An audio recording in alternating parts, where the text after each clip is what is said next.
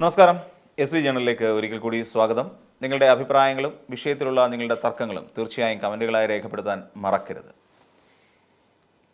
ഇനിയും നമുക്ക് വിഷയത്തിലേക്ക് കടക്കാം.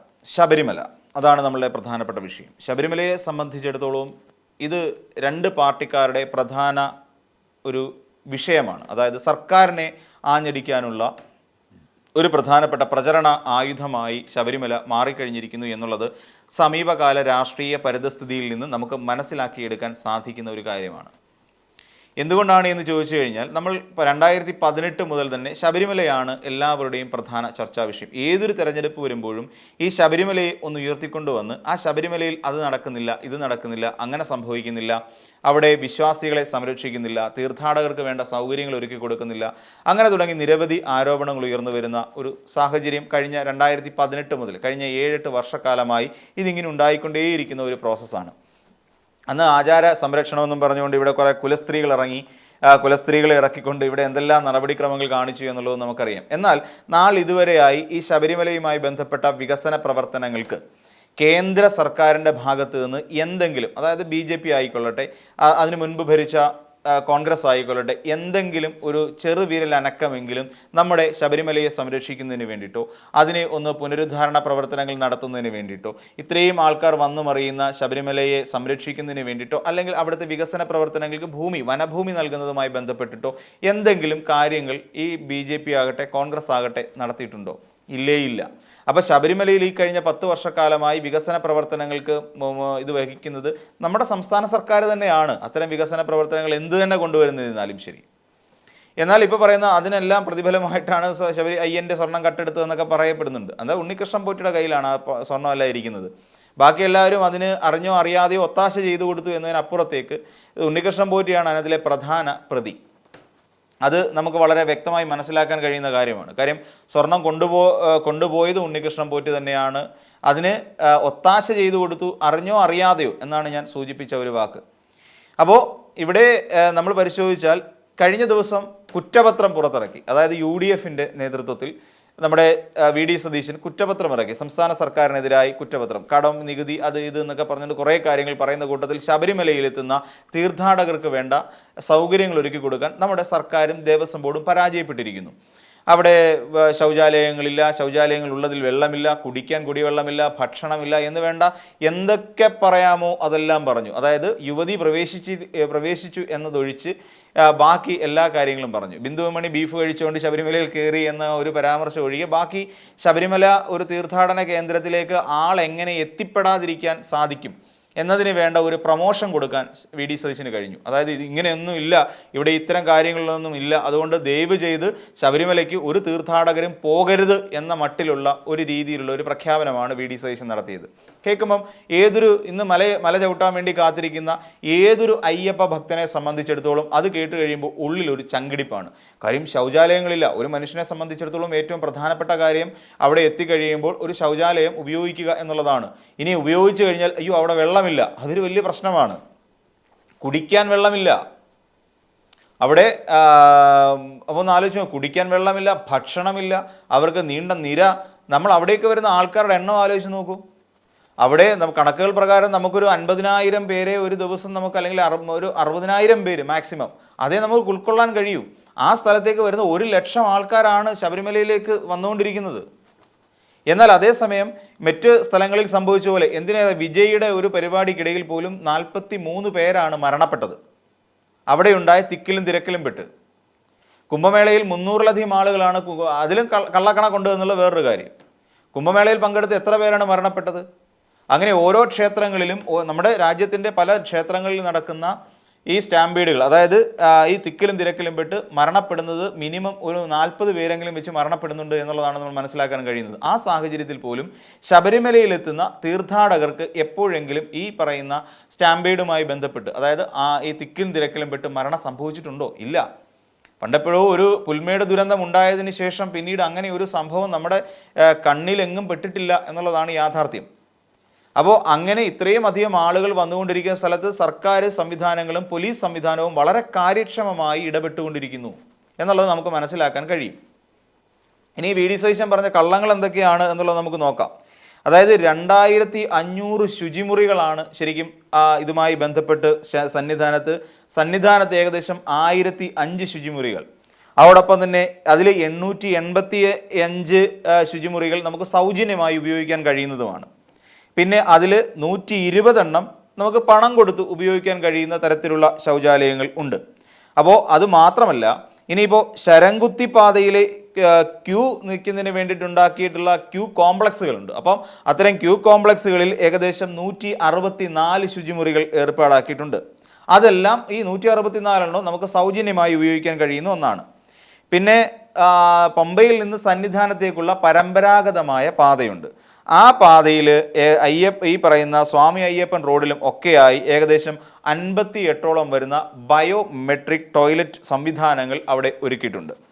അപ്പോൾ പിന്നെ അതോടൊപ്പം തന്നെ പമ്പ സന്നിധാനം പാതയിൽ ഒരുക്കിയിരിക്കുന്നത് 4 മൊബൈൽ കണ്ടെയ്നറുകൾ, ശുചിമുറി ബ്ലോക്കുകൾ, പമ്പയിൽ 300 ശുചിമുറികൾ, 70 എണ്ണം സ്ത്രീകൾക്ക് വേണ്ടി മാത്രമായി ഒരുക്കിയിട്ടുണ്ട്. നിലയ്ക്കലിൽ 420 സ്ഥിരം ശുചിമുറികളും 500 കണ്ടെയ്നർ ശുചിമുറികളും ഏർപ്പാടാക്കിയിട്ടുണ്ട്. അപ്പോൾ ഇതെല്ലാം കൂടെ ചേർത്ത് വെച്ച് പരിശോധിക്കുമ്പോൾ വി.ഡി. സതീശൻ പറഞ്ഞതനുസരിച്ച് ശുചിമുറികളില്ല, ഉള്ളവയിൽ വെള്ളമില്ല എന്ന് പറയുന്നിടത്താണ് 2500 ശുചിമുറികൾ ഈ രീതിയിൽ അവിടെ ദേവസ്വം ബോർഡും സർക്കാരും ചേർന്ന് ഒരുക്കിയിട്ടുള്ളത് എന്ന് പകൽ പോലെ വ്യക്തമാണ്. അതാണ് നമുക്ക് മനസ്സിലാക്കാൻ കഴിയുന്ന ഒരു കാര്യം. ഇനി അവിടെ എത്തുന്ന ആളുകൾക്ക് വേണ്ടിയിട്ട് ഏകദേശം 15ഓളം മെഡിക്കൽ സെൻ്ററുകൾ അവിടെ സർക്കാർ ഒരുക്കിയിട്ടുണ്ട്. ആരോഗ്യവകുപ്പിൻ്റെതും പിന്നെ എമർജൻസി മെഡിക്കൽ സെൻ്ററുകൾ ഏകദേശം 15 എണ്ണം അവിടെ ഉണ്ടാക്കിയിട്ടുണ്ട്.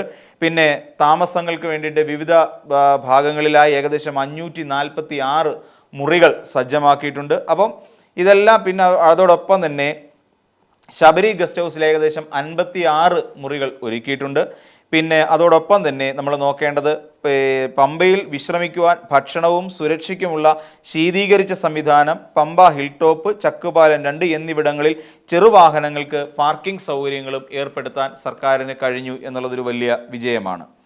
പിന്നെ അതോടൊപ്പം തന്നെ വരുന്നവർക്ക് അപകട ഇൻഷുറൻസ് ഏർപ്പെടുത്തിയിട്ടുണ്ട്. അതായത് അവിടുത്തെ തീർത്ഥാടകരായിട്ട് വരുന്ന ആളുകൾക്കും അതോടൊപ്പം ഈ വെർച്വൽ ക്യൂ ബുക്കിംഗ് സംവിധാനവുമായി ബന്ധപ്പെട്ട് തന്നെ നടപ്പിലാക്കുന്ന ചില രീതികളാണ് ഇതെല്ലാം. അപ്പോൾ അതുമായി ബന്ധപ്പെട്ട് വരുന്നവർക്ക് അവിടെ മെഡിക്കൽ അതോടൊപ്പം തന്നെ അപകട ഇൻഷുറൻസ് ഏർപ്പെടുത്തിയിട്ട് കൂടിയാണ് സർക്കാർ തീർത്ഥാടകരെ ഇവിടേക്ക് കൊണ്ടുവരുന്നത് എന്നുള്ളതെന്ന് ആലോചിച്ച് നോക്കൂ. ഈ പറയുന്ന എന്തൊക്കെയാണ് മലകയറ്റത്തിനിടെ ഇപ്പോൾ ഹൃദയാഘാതം വന്നൊരാൾ മരിക്കുന്നു. അപ്പോൾ ആ കുടുംബത്തിന് 3 ലക്ഷം രൂപ നൽകുന്നുണ്ട് സർക്കാരിൽ നിന്ന്. ഇത്രയൊക്കെ ചെയ്ത് പോരെ ഒരു സർക്കാരിനെ ഇങ്ങനെയെല്ലാം പിന്നെ ഇടപെടലുകൾ, കാര്യക്ഷമമായ ഇടപെടലുകൾ നടത്തിയിട്ടുണ്ട്. അതോടൊപ്പം തന്നെ പോലീസിൻ്റെ കുറവുണ്ട്. അവിടെ പോലീസ് വളരെ കൃത്യമായിട്ടല്ല പ്രവർത്തിക്കുന്നത് എന്ന് പറയുന്നുണ്ട്. ഒരു 100 പേർക്ക് അല്ലെങ്കിൽ ഒരു 100 പേർക്ക് ഒരു പോലീസ് എന്നുള്ള കണക്കിൽ പോലും നിലവിൽ അവിടെ എത്തുന്ന തീർത്ഥാടകരുടെ എണ്ണം അനുസരിച്ച് നോക്കിക്കഴിഞ്ഞാൽ ഒരു 2000 പോലീസുകാരെങ്കിലും നമുക്ക് അവിടെ വേണ്ടി വരും. 100 പേർക്ക് ഒരു പോലീസ് എന്നുള്ള കണക്ക് വെച്ച് നോക്കിക്കഴിഞ്ഞാൽ. എന്നാൽ ഈ പോലീസുകാരെ നമുക്ക് പൂർണ്ണമായി അവിടെ വിന്യസിക്കാനും കഴിയുന്ന സാഹചര്യമല്ല. കാര്യം 1000 പോലീസുകാർ 2000 പോലീസുകാർ 1000 പോലീസുകാരെ കണ്ടിന്യൂസ് നമുക്ക് 24 മണിക്കൂർ ഡ്യൂട്ടിക്ക് ഇടാൻ കഴിയില്ല. കാര്യം ശബരിമല തീർത്ഥാടനം എന്ന് പറയുന്നത് 24 മണിക്കൂർ നടക്കുന്ന ഒരു തീർത്ഥാടനമാണ്. അപ്പോൾ അവിടെ ഈ 1000 പോലീസുകാരെ ഈ 24 hours നമുക്ക് ഇടാൻ പറ്റില്ലല്ലോ. അപ്പോൾ അവിടെ 2000 പോലീസ് അവിടെ ആവശ്യമുണ്ട്. നിലവിൽ 18,741 പോലീസുകാരെ ശരിക്കും ഇപ്പോൾ അവിടെ നിയോഗിച്ചിട്ടുണ്ട് എന്നുള്ളതാണ് നമുക്ക് മനസ്സിലാക്കാൻ കഴിയുന്നത്. പിന്നെ തൃശ്ശൂരിൽ നിന്നുള്ള ഓരോ സ്ഥലങ്ങളിൽ നിന്നും നിലവിൽ 3500 പോലീസുകാർ ശബരിമലയിലുണ്ട്. കഴിഞ്ഞ വർഷത്തേലും 900 ഉദ്യോഗസ്ഥരെയാണ് അധികം നിയമിച്ചിരിക്കുന്നത്. അപ്പോൾ ഇതിനകത്ത് അത് SP-മാരുണ്ട്, ASP-മാരുണ്ട്, DYSP-മാരുണ്ട്, ഇൻസ്പെക്ടർമാർ, സബ് ഇൻസ്പെക്ടർമാർ, CPO-മാർ, ഇങ്ങനെ തുടങ്ങിയ ആൾക്കാരാണ് ഈ പറയുന്ന ഇത്രയും പോലീസുകാരെ അവിടെ ഒരുക്കിയിരിക്കുന്നത്. എന്നാൽ അവിടെ എത്തുന്ന തീർത്ഥാടകർ പറയുന്നുണ്ടോ ഞങ്ങൾക്ക് ബുദ്ധിമുട്ടിലാണ്, ഞങ്ങൾക്ക് പറ്റുന്നില്ല? പലരും പറയുന്നു കാരണം ഈ തിരക്ക് കാരണം, ഇത്രയും വലിയ ശക്തമായ തിരക്ക് കാരണമാണ് പലരും പോകുന്നത്. പലരും വരുന്നവരൊക്കെ അവിടെ അവർക്ക് വെള്ളം കുടിക്കാൻ കിട്ടുന്നുണ്ട്, ഭക്ഷണം കഴിക്കാനായിട്ട് അവർക്ക് അത്യാവശ്യം വേണ്ട ബിസ്ക്കറ്റ് തുടങ്ങിയ സാധനങ്ങൾ അവർക്ക് അവിടെ നിന്ന് കഴിക്കുന്നുണ്ട്, തുടങ്ങിയ കാര്യങ്ങളെല്ലാം അവിടെ മനസ്സിലാക്കാൻ സാധിക്കുന്നുണ്ട്. അപ്പോൾ അങ്ങനെ ഈ പറയുന്ന പോലെയുള്ള ബുദ്ധിമുട്ടുകൾ ഇതൊക്കെ മാധ്യമങ്ങളും അതോടൊപ്പം തന്നെ ഇവിടുത്തെ പ്രതിപക്ഷവും ഒക്കെ ചേർന്ന് പ്രചരിപ്പിച്ചുകൊണ്ടിരിക്കുകയാണ്. പണ്ട് നമുക്കറിയാമല്ലോ 2018 ആ വിഷയം കഴിഞ്ഞപ്പോൾ ഇവിടുത്തെ BJP-കാരുടെ ഏറ്റവും പ്രധാനപ്പെട്ട ഒരു പ്രചരണമായിരുന്നു നിങ്ങൾ ശബരിമലയിലേക്ക് കോയിൻസ് ഇടരുത്, അതായത് അവിടെ കാണിക്ക വഴിപാടിടാൻ പാടില്ല, കാരണം എന്താണെന്ന് ചോദിച്ചു കഴിഞ്ഞാൽ നിങ്ങളിടുന്ന ഈ പണം സർക്കാർ വഹിച്ചുകൊണ്ട് പോവുകയാണ് എന്നുള്ള തരത്തിൽ പ്രചരണം നടത്തിയ ഒരു വലിയ വിഭാഗം ആളുകൾ നമ്മുടെ നാട്ടിൽ തന്നെയുണ്ട്, കേരളത്തിൽ തന്നെയുണ്ട്. അതായത് നമ്മുടെ കേരളവുമായി ബന്ധപ്പെട്ട് പിന്നെ പ്രവർത്തിച്ചു വരുന്ന കേരളത്തിലെ ഏറ്റവും പ്രധാനപ്പെട്ട ഒരു തീർത്ഥാടന കേന്ദ്രത്തിൽ കാണിക്ക വഴിപാട് നൽകാൻ പാടില്ല എന്ന് പറയുന്ന ആളുകളാണ് നമ്മുടെ ഈ പ്രതിപക്ഷം അല്ലെങ്കിൽ നമ്മുടെ ഇവിടുത്തെ സർക്കാരിൻ്റെ അനുബന്ധമായി വരുന്നത്. എല്ലാ ഈ പറയുന്ന ജനപ്രതിനിധികളാണല്ലോ, അവരെല്ലാം ഇങ്ങനെ തന്നെ പെരുമാറിക്കൊണ്ടിരിക്കുന്ന ആളുകളാണ് എന്ന് നമ്മൾ ഓർക്കണം. എന്തിനേറെ പറയാൻ, നമ്മുടെ വയനാട്ടിൽ ഒരു ദുരന്തം ഉണ്ടായപ്പോൾ ആ ദുരന്തബാധിതരെ സഹായിക്കാൻ വേണ്ടി CMDRFിലേക്ക് പണം കൊടുക്കരുത് എന്ന് പറഞ്ഞ ആളുകളാണല്ലോ ഇത്. അപ്പം ഈ പറയുന്ന പോലെ വെർച്വൽ ക്യൂ വഴി എല്ലാവർക്കും ഈ സൗകര്യം ഒരുക്കുന്ന ഒരു സാഹചര്യമൊക്കെ ഉണ്ട്. അപ്പോൾ പലതും ഈ പറയുന്ന പോലെ ശബരിമല എന്ന് പറയുന്നതിൽ ഇത്തവണ എന്തോ വലിയ പാകപ്പിഴ സംഭവിച്ചിട്ടുണ്ട്. കാരണം എന്താണെന്ന് ചോദിച്ചാൽ, ശബരിമല സ്വർണ്ണപ്പാളി വിഷയവുമായി ബന്ധപ്പെട്ട് ഈ പറയുന്ന ഈ ശബരിമലയിലെ ദേവസ്വം ബോർഡ് ഉദ്യോഗസ്ഥരെല്ലാം കെടുകാര്യസ്ഥത വഹിക്കുന്നു. സർക്കാരോ നമ്മുടെ മന്ത്രിയോ ഇതുമായി ബന്ധപ്പെട്ട് ഒന്നും ചെയ്യുന്നില്ല. അവർ ഇതുമായി പിന്നെ ഒരു യോഗം വിളിക്കുന്നില്ല, അവർക്ക് വേണ്ട റോഡ് സൗകര്യങ്ങൾ കൊടുക്കുന്നില്ല. അങ്ങനെ തുടങ്ങി നിരവധിയായ ആരോപണങ്ങൾ ഇങ്ങനെ ഉന്നയിച്ചുകൊണ്ടിരിക്കുന്ന ഒരു സാഹചര്യമാണ്. ഇത്തവണ ശരിക്കും പറഞ്ഞാൽ സർക്കാർ ഇതുമായി ബന്ധപ്പെട്ട് 1033 കോടി രൂപയാണ് ശബരിമല മാസ്റ്റർ പ്ലാനിന് വേണ്ടി മാത്രമായി ഒരുക്കിയിട്ടുള്ളത്. അതോടൊപ്പം തന്നെ റോഡുകൾക്ക് വേണ്ടി 1484 കോടി രൂപ സംസ്ഥാന സർക്കാർ വിലയിരുത്തിയിട്ടുണ്ട് എന്നുള്ളതാണ് നമ്മൾ മനസ്സിലാക്കേണ്ടത്. പിന്നെ അത് മാത്രമല്ല, നമ്മൾ ഈ മെഡിക്കൽ സെൻ്ററുകൾ അതുപോലെ സൗകര്യങ്ങൾ മാത്രമല്ല, പിന്നെ അതോടൊപ്പം തന്നെ ഇവർക്ക് ഇരിക്കാൻ വേണ്ട സൗകര്യങ്ങൾ, അതായത് ഏകദേശം 400 മീറ്ററോളം നീളത്തിൽ ഈ തീർത്ഥാടകർക്ക് ക്യൂ നിൽക്കുന്നവർക്ക് മാറി ഇരിക്കാൻ വേണ്ട സൗകര്യങ്ങൾ ഒരുക്കിയിട്ടുണ്ട് എന്നുള്ളതും കഴിഞ്ഞ ദിവസം PS പ്രശാന്ത് ഇതുമായി ബന്ധപ്പെട്ട് കൃത്യമായി അവിടെ എന്തെല്ലാം വിവരങ്ങളാണ്, എന്തെല്ലാം കാര്യങ്ങളാണ് ഒരുക്കിയിട്ടുള്ളത് എന്ന് പറയുന്നു. അപ്പോൾ ഈ രീതിയിൽ തീർത്ഥാടകർക്കിടയിലേക്ക് ഒരു ഭയം വിതറിക്കൊണ്ട് അല്ലെങ്കിൽ അവരിലേക്ക് ശബരിമലയിലേക്ക് എത്താതിരിക്കാൻ വേണ്ട കാര്യങ്ങളാണ് ശരിക്കും പ്രതിപക്ഷം ചെയ്തുകൊണ്ടിരിക്കുന്നത്. നമുക്കറിയാം, ശബരിമലയിൽ ഉൾക്കൊള്ളാൻ പറ്റുന്ന ഒരു വിസ്തൃതിയിലുള്ള ആൾക്കാർ മാത്രമേ നമുക്ക് ശബരിമല എന്ന് പറയുന്ന അത്രയും സ്ഥലത്ത് ഉൾക്കൊള്ളിക്കാൻ കഴിയുകയുള്ളൂ. ഇപ്പോൾ പല ഭാഗങ്ങളിൽ നിന്ന് സ്പോട്ട് ബുക്കിങ്ങും അല്ലാതെയും ഒക്കെ പല വഴികളിലൂടെ ശബരിമലയിലേക്ക് ആളുകൾ വന്നെത്തുന്ന ഒരു സാഹചര്യം കൂടി നിലവിലുണ്ട്. അപ്പോൾ എന്തു തന്നെയാണെങ്കിലും ഇപ്പം നിലവിൽ ഉള്ള പ്രശ്നങ്ങൾക്ക് പരിഹാരം കാണാൻ എന്തായാലും സംസ്ഥാന സർക്കാർ ശ്രമിക്കും എന്നുള്ളത് തന്നെയാണ് നമുക്ക് മനസ്സിലാക്കാൻ കഴിയുന്നത്. കാര്യക്ഷമമായ ഒരു ഇടപെടൽ പോലീസിൻ്റെ ഭാഗത്തു നിന്നുണ്ടാകുന്നുണ്ട്. തന്നെയുമല്ല, ഈ പറയുന്ന വെർച്വൽ ക്യൂ ബുക്കിംഗ് എന്ന് പറയുന്നത് കഴിഞ്ഞ തവണ വെർച്വൽ ക്യൂ ബുക്കിംഗ് വഴി തന്നെ വളരെ മനോഹരമായ ആ തീർത്ഥാടന കാലം അവസാനിപ്പിക്കുവാൻ, 60 ദിവസത്തോളം നീണ്ടു നിൽക്കുന്ന ഒന്നാണല്ലോ ഈ തീർത്ഥാടന കാലം, ശബരിമലയിലെ മണ്ഡല വിളക്ക് കാലം. അപ്പോൾ അത് അവസാനിപ്പിക്കുവാൻ കഴിഞ്ഞ തവണത്തെ സർക്കാരിന് കഴിഞ്ഞെങ്കിൽ ഇത്തവണയും അത് തന്നെ ഉണ്ടാകുമെന്നുള്ള കാര്യം തീർച്ചയാണ്. അല്ലാതെ ബാക്കി സർക്കാരിനെതിരായി നുണപ്രചരണം നടത്തി, മാധ്യമങ്ങളടക്കമുള്ളവ ഇങ്ങനെ നുണപ്രചരണം നടത്തി അവിടെ എന്തോ വലിയ കുഴപ്പം സംഭവിക്കാൻ പോകുന്നു, അവിടെ ഈ പറയുന്ന ഈ തിക്കിലും തിരക്കിലും പെട്ട് നിരവധി ആളുകൾ മരിക്കാൻ പോകുന്നു തുടങ്ങിയ തരത്തിൽ ഭീതിജനകമായ വാർത്തകളാണ് ഇപ്പോൾ പുറത്ത് വന്നുകൊണ്ടിരിക്കുന്നത്. അതെല്ലാം ഈ പറയുന്ന പോലെ കഴിഞ്ഞ ദിവസം VD സതീശൻ പറഞ്ഞ പോലെ വെള്ളമില്ല, വെള്ളം കുടിക്കാനില്ല, അവിടെ ശൗചാലയങ്ങളില്ല, ശൗചാലയങ്ങളിൽ വെള്ളമില്ല, എന്തൊക്കെ ആരോപണങ്ങളാണ് ശരിക്കും ഈ തീർത്ഥാടന കാലത്തെ അലങ്കോലപ്പെടുത്താൻ വേണ്ടിയിട്ട്, ഇതിനെ ഇല്ലായ്മ ചെയ്യാൻ വേണ്ടിയിട്ട് സർക്കാരിന് എതിരായിട്ട് ഈ രീതിയിലുള്ള പ്രസ്താവനകൾ പലപ്പോഴും പ്രതിപക്ഷം നടത്തുന്നത് ശരിക്കും ഖേദകരമായ ഒരു പ്രവർത്തനമാണ്. ഈ ഒരു മണ്ഡലകാലത്തിലെങ്കിലും ഇത്തരത്തിലുള്ള സ്തോഭജനകമായ വന്നെത്തുന്ന തീർത്ഥാടകരിൽ ഭീതി നിറയ്ക്കുന്ന തരത്തിലുള്ള പ്രസ്താവനകൾ ദയവ് ചെയ്ത് ഇറക്കാതിരിക്കുക എന്നുള്ളതാണ് എനിക്ക് പറയാനുള്ളത്.